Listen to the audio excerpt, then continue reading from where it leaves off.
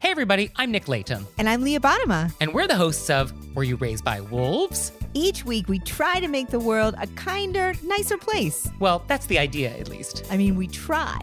Have you ever wondered what to do if you're ghosted? Or what to do when a friend asks you to borrow money? Or the proper way to eat Cheetos? You know, the big questions. So please find Were You Raised by Wolves wherever you listen.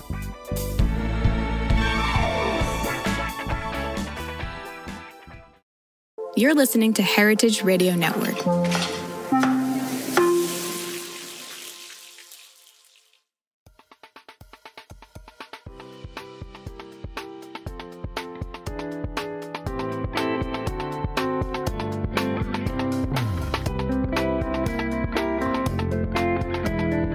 All right, we are live here at Amuse News. It's nice to see everybody. If you were on our stream a couple minutes ago that somehow didn't work, thank you for coming back.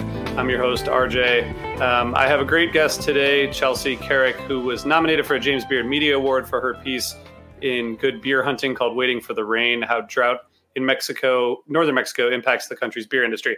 I'm going to talk about a couple of things I read, and then we'll get Chelsea out here. So the first thing I want to tell you about was an article that I read in CNN about the paleo diet. I'm not a big fad diet person, but I think we have this stereotype that ancient humans hunted large animals and ate meat.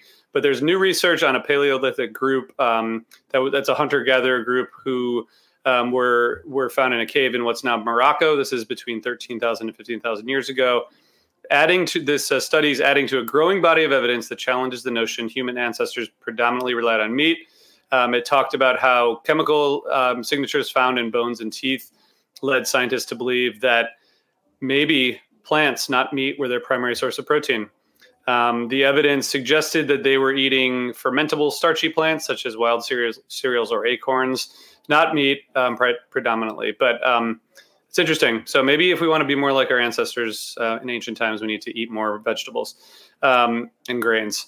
Okay, I also should have said at the beginning, I'm here at Roberta's, which is the birthplace of Heritage Radio Network. It's a great vibe, and everyone should come to Roberta's and have their delicious pizza and check out this spot.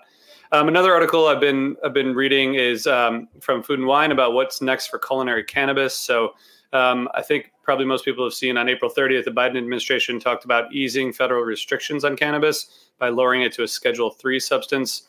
This is huge. It has implications for everyone involved with the industry, from production to sale to banking, which has been the biggest problem for cannabis companies. But Food and Wine has an article where they talk to 5 leaders in the industry about implications, which everyone should check out. Not surprisingly, they talk about the acceleration of infused beverages, seeing more infused foods and drinks available in restaurants and mainstream stores, and also allowing cannabis chefs to operate on a much bigger and more official scale. So interested to see what happens there. There's a link to that article in the show notes, as there's a link to everything in the show notes, as always. Our show, All in the Industry, had a great episode this week with Chef Alain Ducasse, which was really interesting. You all probably know who that is. He has more than 30 restaurants in 9 countries around the world and became the first chef to have 3 restaurants awarded 3 Michelin stars at the same time in 2005. Just incredible. He has a new book out called Good Taste, A Life of Food and Passion, which he talks to the host, Sherry, about. Really good article. There's another podcast episode I want to tell you about. Japan Eats has Morgan Adamson of Hoseki, which is a 6-seat omakase sushi bar in Saks Fifth Avenue in Manhattan. Morgan is a big sushi talent, and being female, she's unique to this, as the traditional sushi industry has been notorious for not welcoming females to lead the sushi counter. So good conversation there, really interesting. The last thing I want to point out is another article from Food and Wine talks about why beer tastes better cold. As we're getting into the summer, I think cold beer is essential. But apparently, when alcoholic drinks have higher concentrations of ethanol, they taste better. And when the molecules in higher concentrations of ethanol, the molecules look more like they're end-to-end in a chain-like cluster.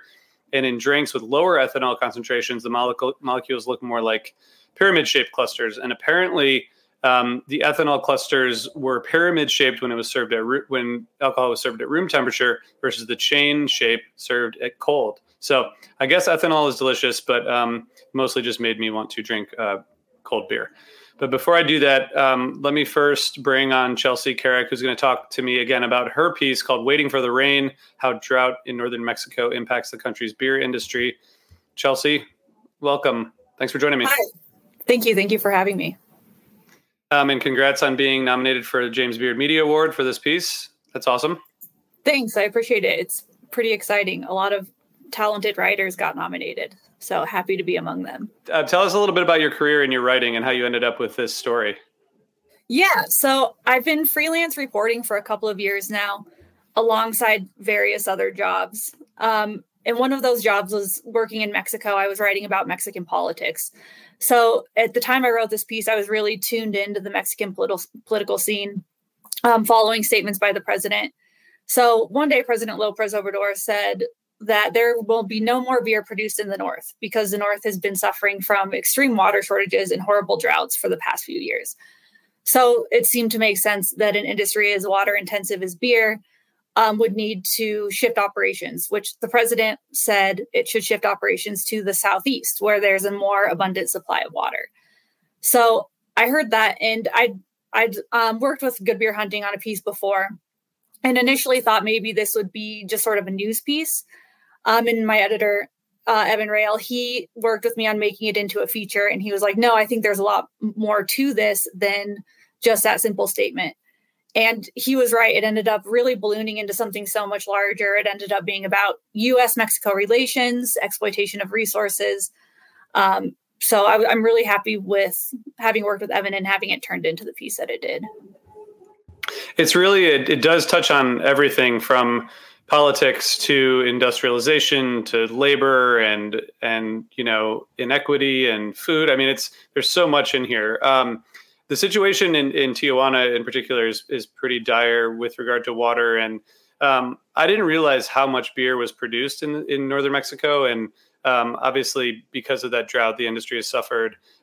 You describe in great detail some of the things that people are living with day to day. But just back to kind of the industry side, I didn't know that much beer was produced in Mexico. Why is it such a big production hub? Yeah, I think most people don't really realize how much beer is produced in Mexico. You would almost think maybe German beer or Belgian beer would be more popular. But globally, Mexico leads the way. Something like 30% of the world's beer market is made up of Mexican beers. And that is led by the U.S. Most of what Mexico exports goes to the United States. So Mexico's leading global beer sales because of the U.S. Part of that is because people really like Mexican beer, and there's good reason for it. It's light, it's refreshing, it's really easy to drink. And it's pretty affordable too, compared to some other craft beers or beers from other regions. At the same time, in large part, it's so popular because there's two companies that really dominate Mexico's beer scene, and they produce a lot of beer on a massive scale. They do that in part because it's cheap to produce. The production costs and the labor costs in Mexico are cheaper than in some other places in the world. And they also have a very expansive sales network. These industrial brewers like Anheuser-Busch and Constellation Brands, they have sales networks all over the world, all throughout the U.S. And so it's really easy to get their product on the shelves. It's really accessible for people to buy. So that's part of why Mexican beer is so widely sold and exported. And you mentioned when there were like major changes started happening in the beer industry, and you talked a little bit about the divergence between kind of the major breweries and the craft breweries, and you described some of these craft breweries as like neighborhood kind of based little, just basically neighborhood gathering places. And it sounds like the industry started changing quite a bit once the president made those kind of changes that you were talking about before. Yeah, and the president's announcement impacted craft brewers differently than it did industrial brewers. The same way water shortages are impacting these two segments differently.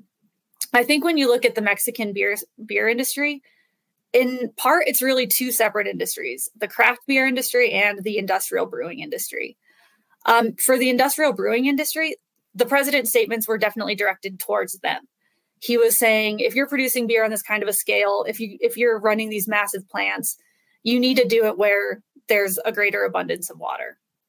So he was really encouraging them to try and shift operations to the Southeast, which is the case with other companies too, with other water-intensive industries and with other companies more broadly, because part of the president's project is he wants to economically develop that region. However, craft breweries are also significantly impacted, not as much by the president's statements, but by the drought and by the water shortages, because they're run by people who live in these neighborhoods who don't have water coming out of their taps. The industrial breweries, they're run by people who might live in the US or Europe. They have really nothing to do with Mexico other than that they produce beer in Mexico. But the craft breweries, if their neighbors aren't getting water, they're probably not getting water either. So they have to find ways to be more efficient for their own survival, for their own sake. While as the industrial brewers, their bottom line might be impacted. Maybe water concessions are going to be more expensive, or maybe there will be political pressure for them to move. But yeah, it's basically two different industries, and they're being impacted in two completely different ways. And we've talked a lot about the beer industry and some of the kind of businesses being affected. But like I said, you describe in the article how these droughts are affecting people, people spending hours waiting in line for water, people siphoning water out of city pipes. There's hijackings of water trucks. I mean, it sounds like it's a pretty dire situation for everyone. But how are some of the, I know there's a lot of groups in Mexico, or at least some groups that are kind of trying to fight against some of the, I guess, preferences that are given to businesses over regular people with regard to water, which gets into a whole different area of your story as well. Yeah. There's a lot of community frustration with how water is allocated in Mexico. And the beer industry, when the president made his statement, it was a pretty politically convenient target because there had recently been a lot of opposition to Constellation Brands building a plant in the north. So it made sense for him to specifically call out the beer industry. But there's a lot of community pushback on various industries, other water-intensive industries like mining, for example. And also Coca-Cola has a lot of operations in Mexico. And they have a plant in Nuevo León and Monterrey, which had really horrible water shortages. People were getting water maybe one every 3 days, sometimes just for an hour at 4 a.m. But basically, Topo Chico has a plant, which is owned by Coca-Cola. They had a plant in Monterrey, and they said basically to the population, oh, don't worry, you can come get free water at our plant. So, and Coca-Cola still brags about that on their website. It's up there. You can see it as this sort of like active community activism. But then the question is, why does Coca-Cola have unlimited access to water? And most of the people in the city can't even get water for a full day, let alone more than a couple of times a week. So it's pretty easy to see how these community groups would be really frustrated with how the resource is allocated. And that's going to be directed as the water shortages worsen and as droughts worsen, that's going to be directed towards the beer industry. It's going to be directed towards Coca-Cola, but other water intensive industries as well. So I think this issue is really gaining steam right now, and we're only going to see it pick up. And are these groups able to make progress in terms of their goals of probably, I don't know if it's decreasing any of the favoritism that's going to some of the companies, but maybe making people pay a little more attention to the needs of regular people? Yeah, definitely. Right now it sort of feels like symbolically, like the president made these statements about forcing industrial breweries to move south. And a lot of people were in support of that. But the truth is nothing really tangible has happened on a policy level. Mexico hasn't made changes to its water distribution policies. So companies are still favored. And to be honest, I feel like that's going to continue, at least in the near future, because right now there are a number of companies who are shifting operations from Asia to Mexico to be closer to the US market. So even, for example, Tesla is actually opening a mega factory in Nuevo León. And that's also going to be water intensive. So even as these protests are picking up, the policies are still favoring companies.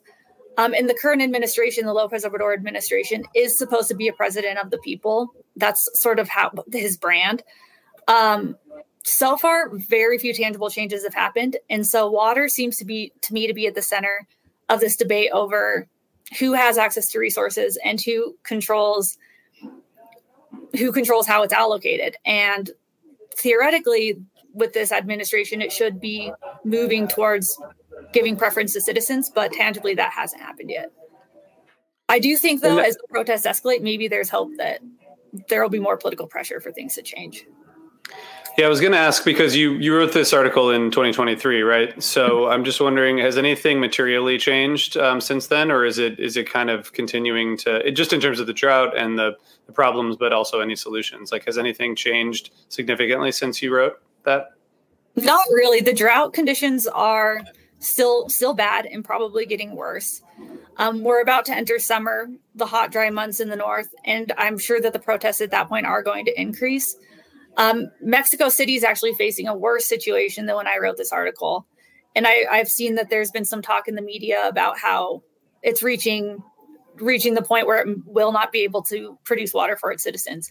It won't be able to distribute water on that scale. And there's, in the Mexico City metropolitan area, there's 22 million people. So it's no small challenge to give water to these communities. But so far, politicians have discussed it really only symbolically and have failed to make any meaningful changes to redistribute the water.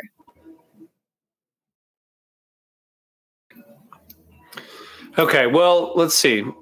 Let's take this in a slightly more positive direction. Well, at least a positive direction in terms of you were nominated for an award for this, which is awesome. And honestly, like, I learned a lot reading it, and learned a lot about an area of the world that's not very far away, but is like totally, there's so much in there that I didn't know.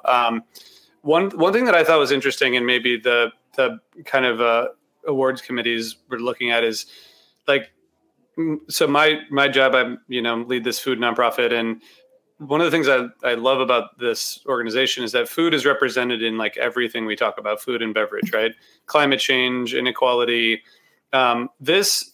I feel like maybe what they saw in this article was like a microcosm of like every single issue you could talk about as it relates to climate. You have, and you really like show both sides of this, with people fighting to kind of bring more equality, as well as like what the businesses are doing to try and continue to grow their businesses. I thought it was really interesting, and I'm wondering how you took that kind of like.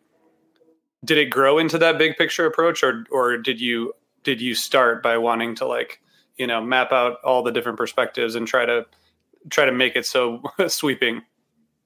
Honestly, it just turned into that. I didn't start out realizing how many directions this piece could go and how many things it could cover. It kind of grew into that. I knew that there were political implications, and I knew that I'd been following the drought for a few years at this point. So I knew all of that, but I didn't realize. I didn't know that much about how the U.S. and Mexico negotiated their water treaties. So that was new. And that actually makes up a pretty substantial portion of the piece as well. Basically, just the way that the U.S. is exploiting Mexico, not only through the water treaties, but also indirectly, in terms of a lot of U.S. operations take place in Mexico, agricultural operations or, industrial production of various products. And all of those are water intensive. So Mexico isn't just sharing its resources through the water treaty with the U.S., but in the products that it exports back to U.S. consumers from U.S. companies. So really, there's a lot that I didn't know about when I started the piece. And then through my interviews and through researching different documents, I was able to see how big this story could end up being and what the implications were. I feel like for a lot of us, like NAFTA is a touch point, and that's kind of like the extent to which we understand U.S.-Mexico trade. And of course, like now the border, right? There's like so much, but it's not talked about holistically, in the way that you were able to do here, which is cool. I hope everyone enjoyed it and learned a lot. What else are you working on? So I'm doing some research right now on. It's not a fully formed piece yet, and maybe it will end up being multiple pieces, but I'm really interested in food flight in former industry towns. So basically oil towns or maybe former coal towns where they were basically built around a single industry. The communities grew, restaurants were built, grocery stores were built. And then because these follow a boom and bust cycle, maybe these companies leave. They lay off workers, restaurants close, but not everybody wants to leave because they've spent decades building up this community.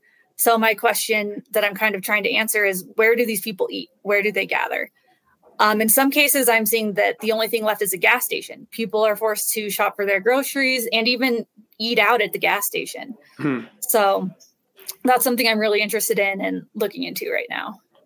And is that in various parts of the country, or? Yeah, I'm from Wyoming originally, so I'm more familiar with the West, which struggles a lot with the boom and bust cycle of oil. But there's also obviously West Virginian coal towns and another former industry towns throughout the country. Yeah. Cool. Look forward to reading that. I have to ask you a couple quick questions to end on a fun note before I let you go. The first is, what's your last best bite or last best meal you've had? Oh, that's a really good question. I was actually just in Mexico City, recently moved back from Mexico City to the US, but one of the things I wanted before I left was there's a street stand outside of a Walmart, of all places, actually, but it sells some of the best chile relleno tacos I've ever had. And so before I left, I said, that's what I really want. And that's what I'm going to get. Sounds delicious. Are there recipes that you brought back from your time in Mexico that you are trying to perfect or working on, or things that maybe you didn't expect to be wanting to cook? A lot of things, actually. There's enchiladas of all different types, different salsas. I think what I learned the most in terms of cooking is how versatile different chilies can be, and how you can make different salsas and different sauces. I guess actually my favorite sauce it's called salsa macha, which I didn't know about until I lived in Mexico. But it's originally from Veracruz, I think. And it's different kinds of chilies, whatever kinds of chilies you want, dry, like tortilla to sort of soften it, and nuts, whatever kind of nut you want to put in, and oil. Nice. So it's one of my favorites. That's awesome. That sounds really good. Well, thank you for sharing that and for coming on the show and talking about your piece. And I'll obviously link to it in the show notes for people who haven't been able to read it yet. But congrats on the nomination, and thank you again for taking a few minutes to talk. Thank you. And for everybody watching, we're actually going to do Tuesday, Wednesday, Thursday this week. Tomorrow, I'm going to be talking with one of our hosts who just published his 600th podcast episode, Darren of Snacky Tunes. So we're going to go live tomorrow at 5, and you can obviously find this podcast wherever you get your podcasts. Review, subscribe, share, all that stuff. And thank you for listening. Thanks again, Chelsea. Thank you. Have a good day.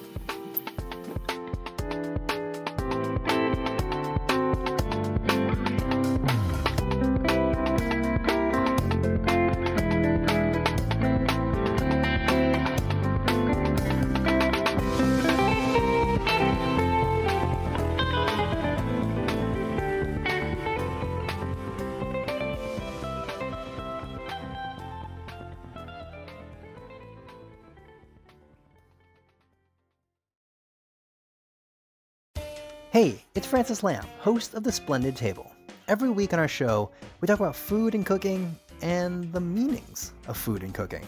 We talk with the most interesting people in food about their techniques, their culture, and everything in between. Whether it's about how fried chicken took over the world or how Instagram changes the way people are actually eating. It's a food show where everyone is welcome. Come join us. You can listen to The Splendid Table wherever you get your podcasts.